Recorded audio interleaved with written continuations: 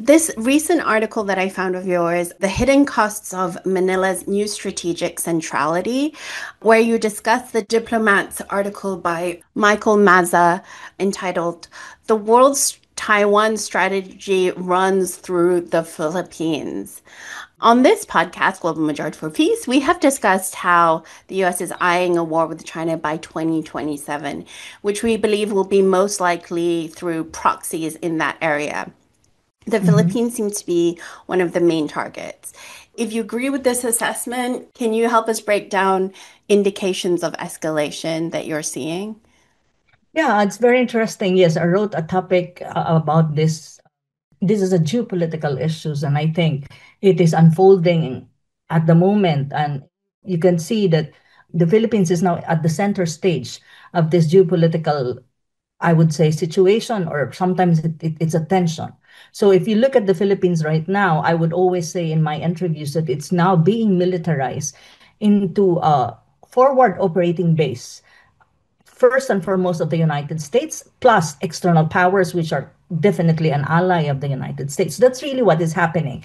And you can see the manifestation of that through defense and security agreements that Manila under Marcos Jr. are entering too. And there's a lot of that. You have the expanded EDCA. Before EDCA, we had only EDCA bases or EDCA sites, five.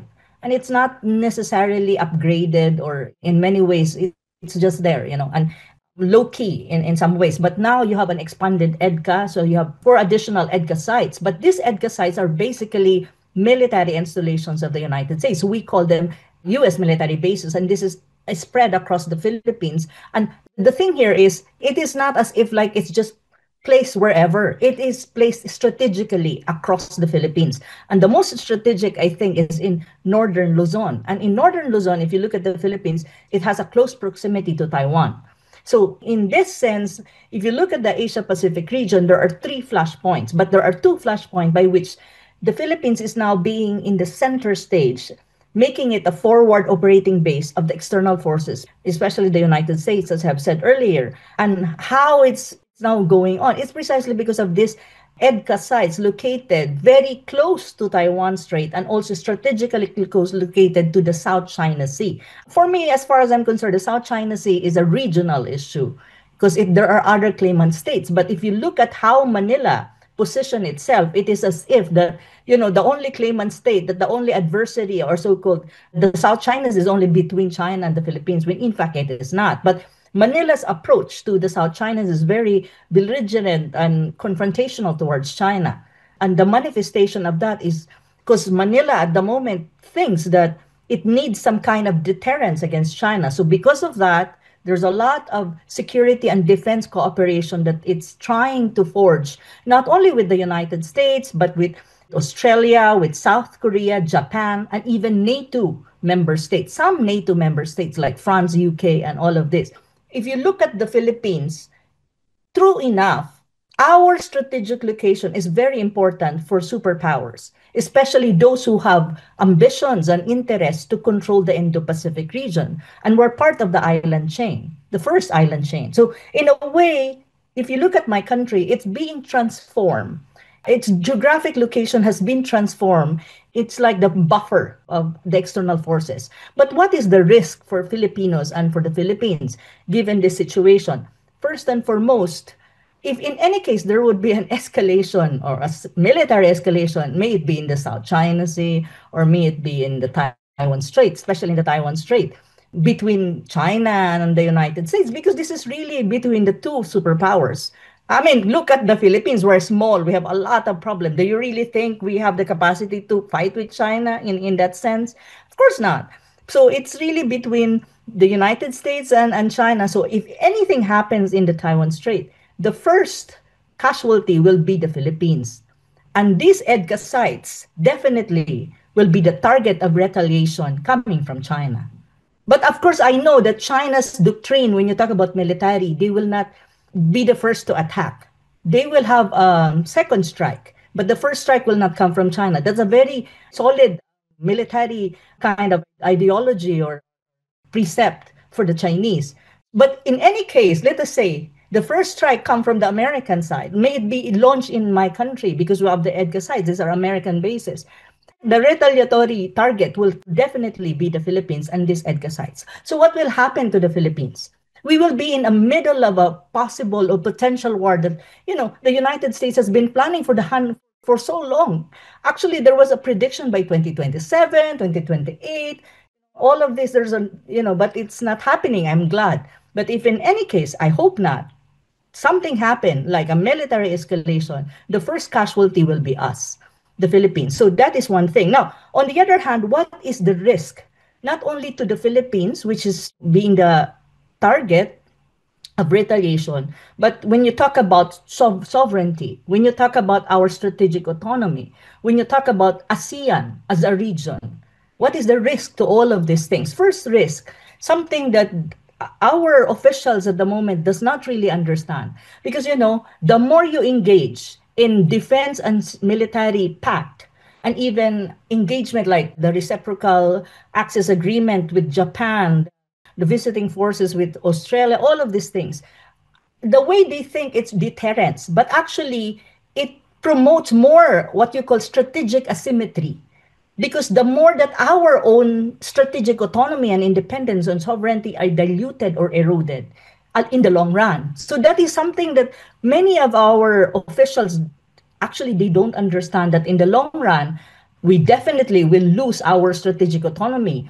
And definitely, we don't have control over this, let us say, military bases that is now in our own soil, which is not ours. We don't have control over that. And if in any case an escalation happened in the Taiwan Strait, and even in the South China Sea, we don't have control in terms of how it will be safe and everything. Because it's not our war. It's something that is not ours. We don't have any problem with China. And I don't see really the South China as a problem. But the way Manila is trying to explain this to the public is like it's a deterrence. But however, you can only have deterrence if you have what you call parity in terms of military strength with another country. But with China, I'm not kidding. We don't have that kind of parity. So far, none at all. So we're just relying on the so-called backing of the Western alliance led by the United States, which I don't even think is the right path forward. So this is the case. And when you talk about ASEAN region, the problem is other counterparts in ASEAN, countries like Malaysia, Singapore, Thailand, and even Vietnam, it promotes some kind of anxiety among other member states in ASEAN, precisely because as far as ASEAN member states is concerned, and as ASEAN as a bloc is concerned, it doesn't want to choose side. It doesn't want to choose side. They don't want to choose side, ASEAN counterparts. They want to maintain what you call, and they want to assert what you call ASEAN neutrality, that in all of these geopolitical issues, we're neutral.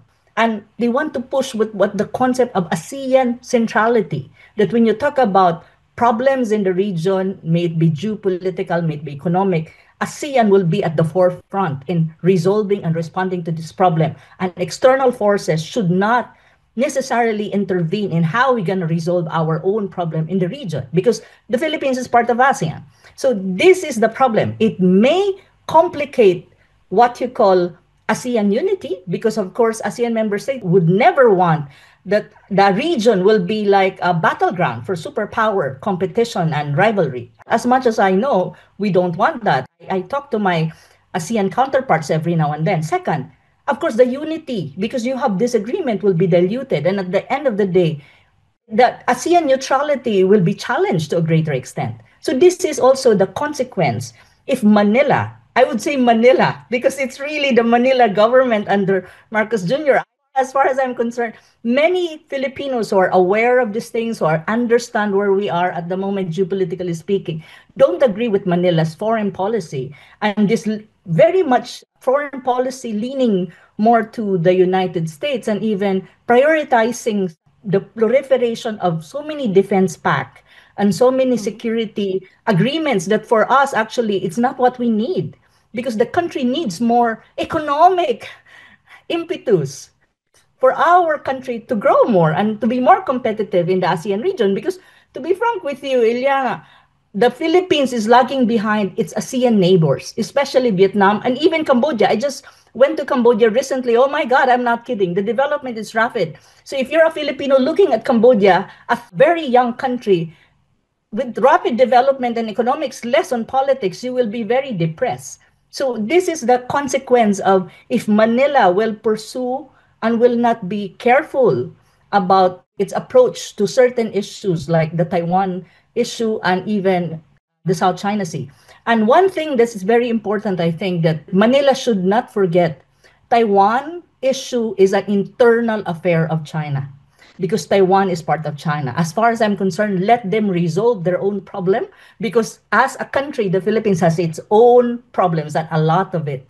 So better not interfere on this and better not be used, the country's geography and the country as a buffer, as a launching pad of external powers in their whatever kind of adventurism in the Taiwan Strait. Because I don't think, in whatever sense, the Philippines will benefit from it.